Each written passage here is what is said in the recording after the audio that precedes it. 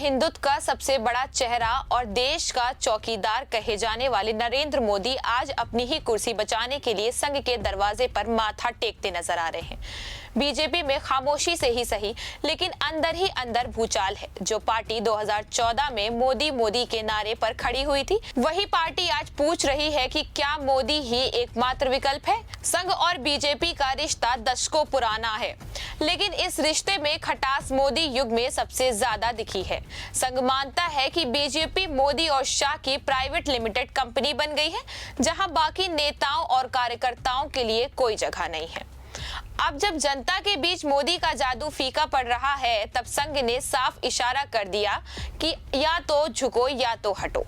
अब आपको बता दें कि 2014 और 2019 में मोदी ने जिस तरह देश की जनता को अपने जादू में बांध लिया था, वैसा शायद किसी नेता ने पिछले 40 सालों में नहीं किया। अच्छे दिन, साफ सुथरी सरकार, digital India, make in India, ये सारे नारे लोगों के दिल को छू गए थे। लेकिन अब हालात बदल चुके हैं। 10 साल के शासन के बाद जनता सवाल पूछ रही है कि नौकरियां कहां हैं, महंगाई कब रुकेगी, किसानों की हालत क्यों नहीं सुधरी, भ्रष्टाचार पर अंकुश क्यों नहीं लगा। युवाओं के हाथ में मोबाइल और डेटा जरूर आया है, लेकिन जेब में नौकरी का ऑफर लेटर नहीं मिला। किसानों को कभी नए कानून थोप दिए जाते हैं तो कभी वादे अधूरे छोड़ दिए जाते हैं। छोटे व्यापारियों के लिए नोटबंदी और जीएसटी किसी झटके से कम नहीं रही। यानी जनता का गुस्सा अब उबाल पर है। मोदी के इवेंट्स और भाषणों का असर पहले जैसा नहीं रहा। लोग कहते हैं कि भाई भाषण से पेट नहीं भरता। आपको बता दें कि संघ हमेशा से बीजेपी की रीढ़ रहा है। चुनाव में कार्यकर्ताओं की तैनाती से लेकर गांव-गांव तक विचारधारा फैलाने का काम संघ ही करता है। लेकिन मोदी के दौर में तस्वीर बदल गई। प्रधानमंत्री बनने के बाद मोदी ने धीरे धीरे संघ के दखल को सीमित करना शुरू कर दिया।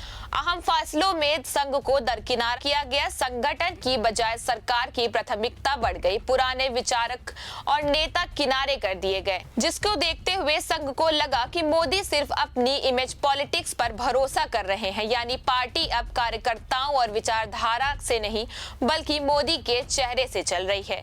यही वजह है कि जब हालात बिगड़े तो संघ ने सख्ती दिखा दी। संघ के एक वरिष्ठ नेता का बयान साफ था कि बीजेपी संघ के बिना सांस भी नहीं ले सकती। 2014 में जब वो प्रधानमंत्री बने तो पूरा देश दीवाना हो गया था। अच्छे दिन आने वाले हैं, 56 इंच की छाती, विकसित भारत सहित तमाम नारे हर गली मोहल्ले में गूंज रहे थे। गुजरात मॉडल की धाक, आरएसएस की पृष्ठभूमि और बीजेपी का संगठन, सब कुछ परफेक्ट लग रहा था। 2019 में तो उन्होंने 303 सीटें जीत ली। लग रहा था जैसा मोदी युग हमेशा रहेगा। लेकिन 2024 के चुनाव ने सब उलट पुलट कर दिया।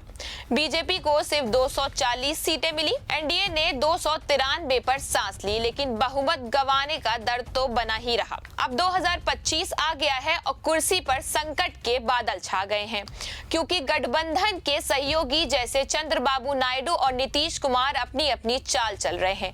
वही ये संकट सिर्फ बाहर से ही नहीं, अंदर से भी आ रहा है। बीजेपी में गुटबाजी चरम पर है। गुजरात लॉबी यानी मोदी शाह का ग्रुप सबको किनारे कर रहा है। पुराने नेता जैसे लालकृष्ण आडवाणी, मुरली मनोहर जोशी को मार्गदर्शक मंडल में ढकेल दिया। राजस्थान में वसुंधरा राजे, मध्य प्रदेश में शिवराज सिंह, महाराष्ट्र में देवेंद्र फडणवीस सब असंतुष्ट हैं। एक पोस्ट में लिखा था कि मोदी की चौतरफा घेराबंदी हो गई। संघ ने संजय जोशी को फाइनल कर दिया। आरएसएस बीजेपी का पिता संगठन है, लेकिन 2025 में यह पिता सख्त हो गया लगता है। आरएसएस की स्थापना 1925 में हुई थी और आज इसका शताब्दी वर्ष है। मोदी जी खुद आरएसएस के प्रचारक रहे, लेकिन अब लगता है संघ को मोदी की मोदितता पसंद नहीं आ रही। मोहन भागवत जी ने कई बार इशारे दिए। 75 साल की उम्र का नियम, जिसमें कहा जाता है कि 75 के बाद रिटायरमेंट। भागवत 11 सितंबर 2025 को 75 के हो गए। मोदी जी 17 सितंबर को 75 साल के हो गए। एक रिपोर्ट में कहा गया कि भागवत जी का बयान मोदी के इस्तीफे का संकेत था। 2025 तक संघ के शाखाओं की संख्या 83,000 से ज्यादा हो गई। ये संगठन शिक्षा से लेकर नीति तक सब में घुसपैठ कर चुका है। लेकिन 2024 चुनाव में संघ ने बीजेपी से दूरी बनाई, क्योंकि मोदी की पर्सनल पॉपुलैरिटी पर ज्यादा जोर था। और संगठन पर कम था, जिसके साथ चलते सीटें गंवानी पड़ी। वही अब संघ दबाव डाल रहा है। बीजेपी अध्यक्ष का चुनाव टल गया क्योंकि संघ वसुंधरा राजे या संजय जोशी जैसों को चाहता है, मोदी शाह नहीं। मोदी जी को अब संघ के चरणों में नतमस्तक होना पड़ रहा है। 15 अगस्त 2025 को लाल किले से आरएसएस को दुनिया का सबसे बड़ा एनजीओ कहा। मार्च 2025 में नागपुर जाकर हेडक्वार्टर विजिट की। मोदी पहली बार पीएम बनने के बाद आरएसएस हेडक्वार्टर गए और शताब्दी समारोह में चीफ गेस्ट बनकर स्टैम्प कॉइन रिलीज किया। ये सब दिखावा है या मजबूरी? लगता तो मजबूरी ही है। संघ कह रहा है कि राष्ट्र प्रथम, लेकिन मोदी पर आरोप है कि वो पर्सनल एजेंडा चला रहे हैं। मोदी का सबसे बड़ा दाव था 2024 चुनाव में 400 पार का नारा, लेकिन 240 पर अटक गए। महंगाई, बेरोजगारी, किसान आंदोलन, किसान तो आज भी लाइनों में खड़े हैं। 2022 में 11,290 किसानों ने आत्महत्या की। 2023 में 13,000 मजदूरों ने आत्महत्या कर ली।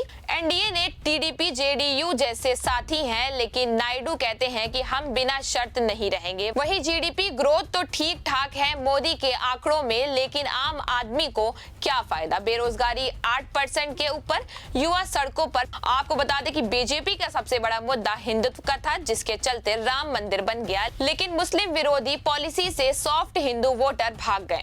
कांग्रेस कहती है आरएसएस को खुश करने के चक्कर में देश बट रहा है। और अब बिहार चुनाव है, वही अगर हार गए तो कुर्सी सच में डगमगा जाएगी। बता दें कि मोदी की सत्ता पूरी तरह से कमजोर हो गई है। कंट्रोल रिमोट नायडू और नीतीश के हाथ में है।